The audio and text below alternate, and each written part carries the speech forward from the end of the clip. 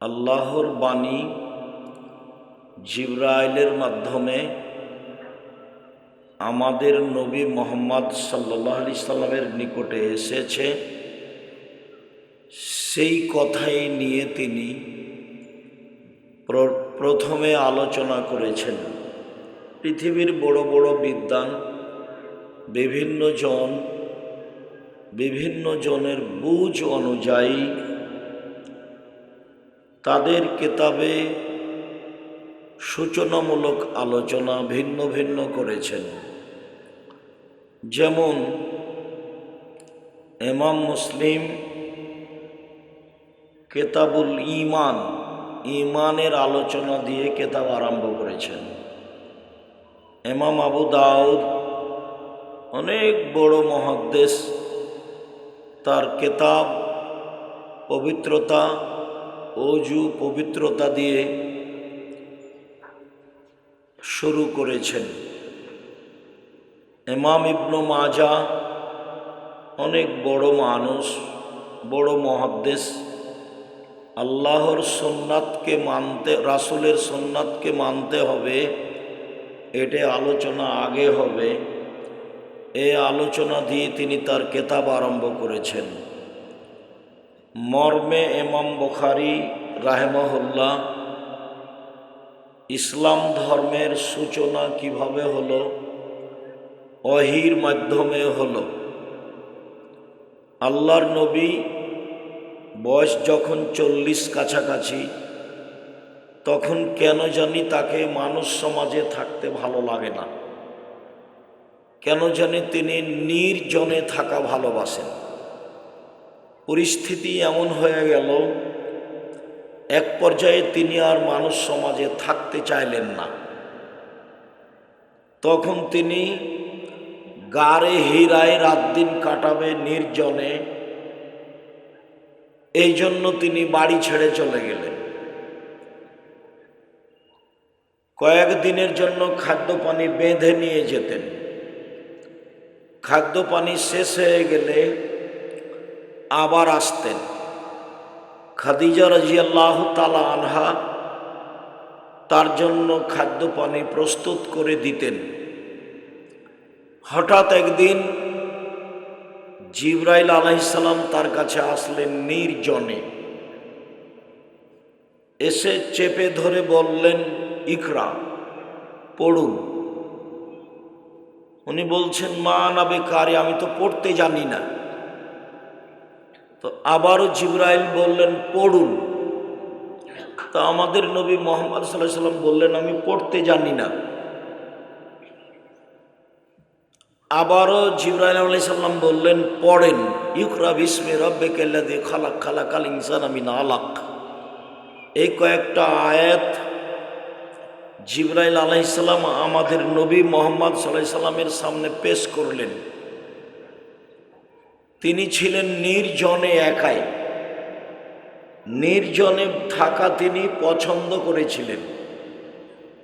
নির্জনের সুবাদে জিবরাইল আসলেন।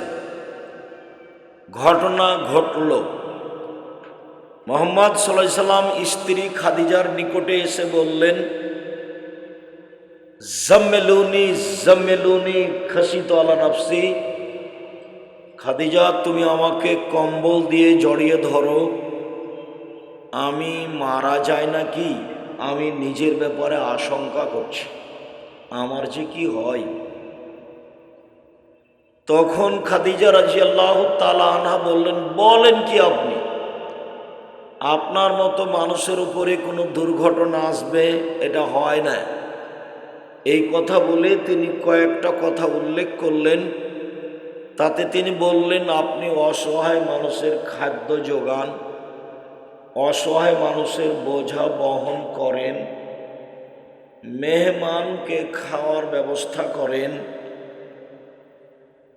আপনি সবসময় মানুষের বিপদ আপদে থাকেন, আপনার উপরে দুর্ঘটনা আসতেই পারে না, কাল্লা, কখনো নয়। খাদিজা রাদিয়াল্লাহু তাআলা আনহা যা বললেন, রাসূল সাল্লাল্লাহু আলাইহি সাল্লাম যে ভয় করেছিলেন তাকে অস্বীকার করে দিলেন। না তো, এটা তো প্রশ্নই আসে না। কি করে আপনি বলতে পারেন যে আমার যে কি হয়, আমি মারাই যায় নাকি? এমন মানুষ মারা যায় না। তাহলে পরিস্থিতিতে সবচেয়ে ভালো কাজ সমাজে কি ছিল এইটা তিনি করতেন। তখন তিনি নবী নন, তখন তিনি অসহায় মানুষের পাশে থাকতেন, মেহমানের খাওয়ার ব্যবস্থা করতেন। এই কাজগুলো খাদিজার কাছে ছিল ব্যতিক্রম, ভিন্ন ধরনের ভালো মানুষের কাজ। স্বামী হিসাবে তাকে তিনি মূল্যায়ন করতেন, কিন্তু তিনি কি করতেন এটা তিনি আঁচো করতেন।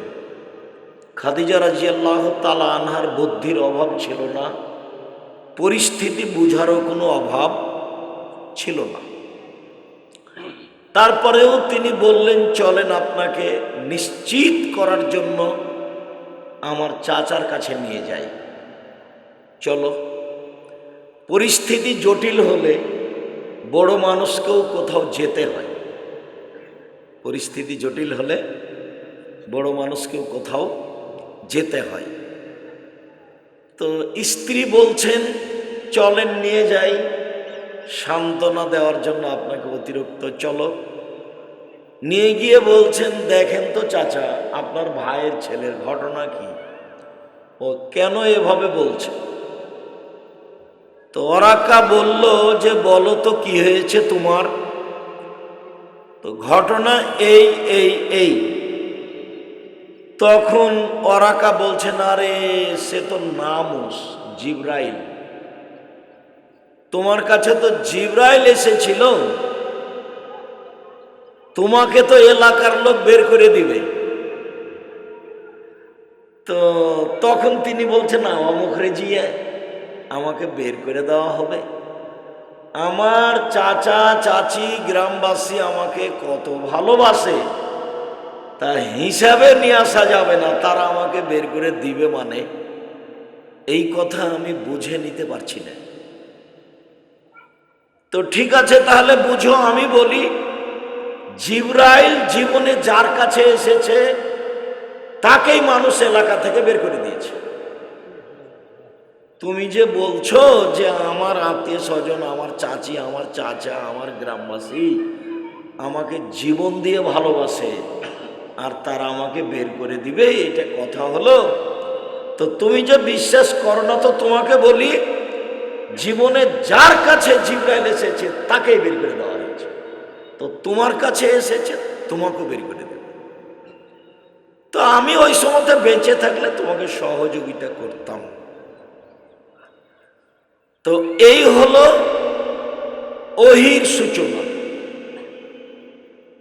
ইমাম বুখারী রাহিমাহুল্লাহ তার কিতাব শুরু করলেন ইসলাম ধর্মের সূচনা দিয়ে, ওহীর সূচনা দিয়ে।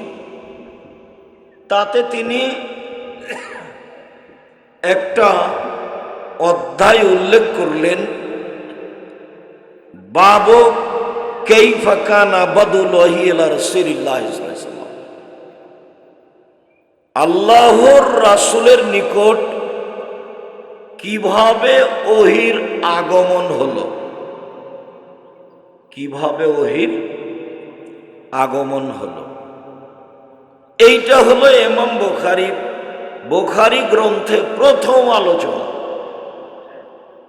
যদিও তিনি 4টা হাদিস পেশ করেছেন, তার একটা হাদিসেই মাত্র ওহীর আলোচনা আছে, বাকি হাদিসে ওহীর আলোচনা নেই। তবে ওহী সম্পর্কে কিছু কথা আছে 4টা হাদিসে। কিভাবে ওহীর সূচনা হলো, তো আমি কাইফা কানা বাদু ওহী এগুলো নিয়ে আলোচনা না করে সামনের দিকে যাই, তোমার ওস্তাজিরা সময়ে লম্বা আলোচনায় জানাবে কিভাবে ওহীর আগমন আমাদের নবীর কাছে হলো। এইটা হলো ইমাম বুখারীর অধ্যায়, এইটাকে সামনে রেখে উনি কিছু বলবেন। তো অধ্যায়কে সামনে রেখে উনি একটা কোরআন মাজিদের আয়াত পেশ করলেন একেবারে সূচনাতে, বাবটা অধ্যায়টা উল্লেখ করেই একটা আয়াত, ইন্না আওহাইনা ইলাইকা কামা আওহাইনা ইলা নূহিন ওয়ান নবিয়্যিনা মিন বাদিহি, নিশ্চয় আমি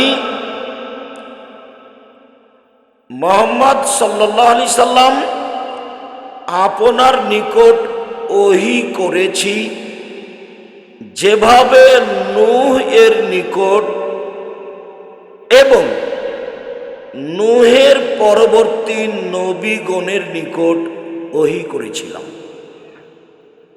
আপনার নিকট সেভাবেই করেছি যেভাবে অতীতের নবীগণের নিকট করেছিলাম।